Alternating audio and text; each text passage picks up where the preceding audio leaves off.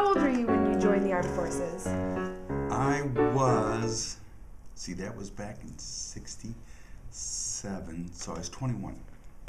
Okay, and what branch did you serve? I served in the U.S. Navy, Uncle Sam's Canoe Club. Okay, so what were you doing in your private life at that time? Avoiding the draft. No, I had attended the University of Iowa, into pharmacy, and had trouble with chemistry, and so it was either find a good paying job that would pay for school, because I didn't know about all these student loans and that type of thing that you can get today. Mm-hmm. And so it was either join the service or wait to be drafted or find a job that could keep me in school. So my folks owned an auto glass and trim shop, and one day a Navy recruiter came in to have his windshield replaced, and we got to talking, and long story short, I was in the Navy.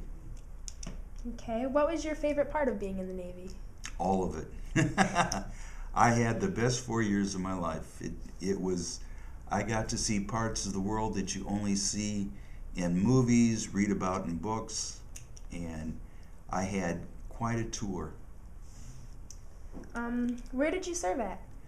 Well, my first year was in San Diego. I went to boot camp, radium and A school, basic electricity school, and then my second year was aboard the U.S. Arlington, which was a major communications relay ship serving in the Tonkin Gulf.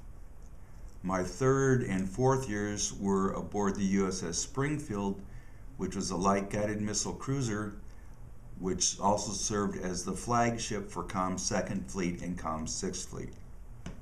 How did you feel about being a Jew in the military? I really didn't give it much thought. I maintained my Jewish identity. I didn't try and hide it. And, well, let's see. Aboard my first ship, when I first got aboard, it was right at Hanukkah, and had a little thievery on the oiler that I rode from Subic Bay out to my ship.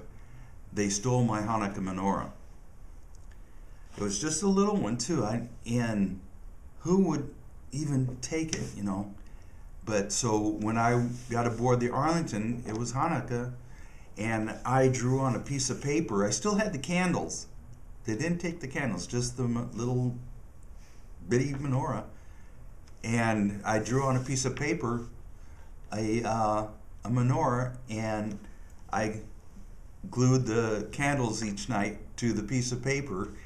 And the guys that were in my bunking area, I said the prayers, and it was neat. That's cool. What are your most vivid experiences and memories?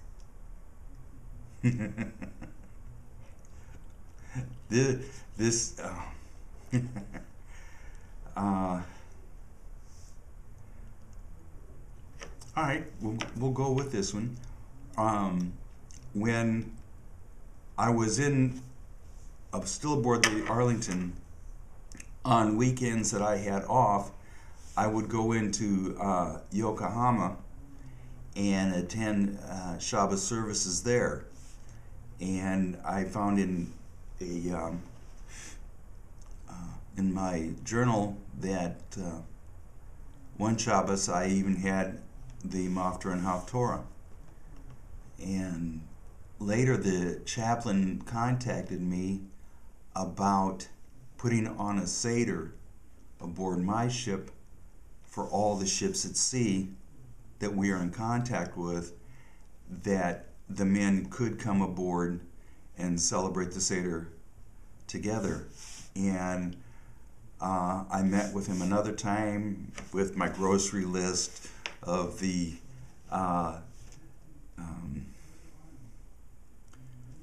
getting the soup and the chicken and the wine and the matzah and the gefilte fish. That's what I was thinking. I couldn't think of it. Slip of the tongue there. And getting everything ready, and then come the day of the Seder, preparing everything.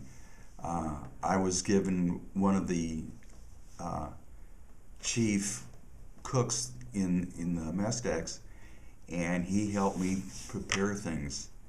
And I had about 24 guys come aboard for this, and it was really, really neat, because a lot of these kids, and I say kids because they weren't even behind the years. They were only like 18, 19, 20 years old.